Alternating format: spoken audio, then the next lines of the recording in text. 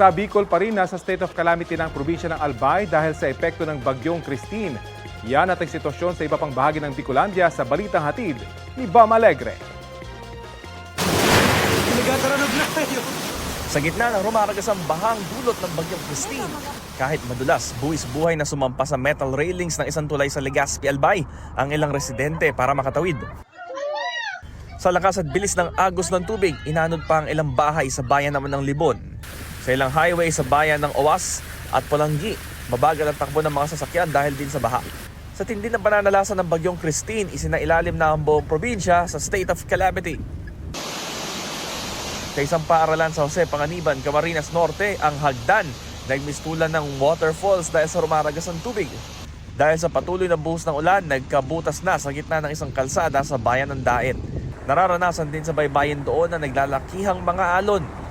Tila rumaragas ang ilog naman na eksena sa Sitio San Jose sa Naga, Camarines Sur, kung saan isang lalaki ang isinakay sa bangka. Baha rin sa iba pang bahagi ng lungsod at umapaw na rin ang Bicol River. Stranded naman ang mga residente sa ilang barangay sa Del Gallego nang malubog ang dalawang spillway na kanilang dinaraanan. Sa bayan ng Pili, halos tangayin na ng hangin ng payong ng ilang residente na nasa labas. Pinasok na rin ng baha ang ilang bahay at gusali roon. Sa pilitan ng ipinalikas sa mga residente sa probinsya na nakatira malapit sa ilog. Sa gitna ng pagbaha sa Sorsogon City, na-rescue ang isang babaeng malapit ng manganak. Sa kabutihang palad, ligtas siyang naidala sa ospital. Bukod sa lungsod, hindi na rin madaanan ang mga kalsada sa ilang pambayan sa probinsya tulad sa Bulan. Halos abot leeg na kasi ang baha sa ilang lugar. Ang dalawang lalaking ito, isinakay na ang isang aso sa icebox para lang masagip. Sa Panganiban, Catanduanes, isang kalabaw naman ang natrap sa gitna ng baha.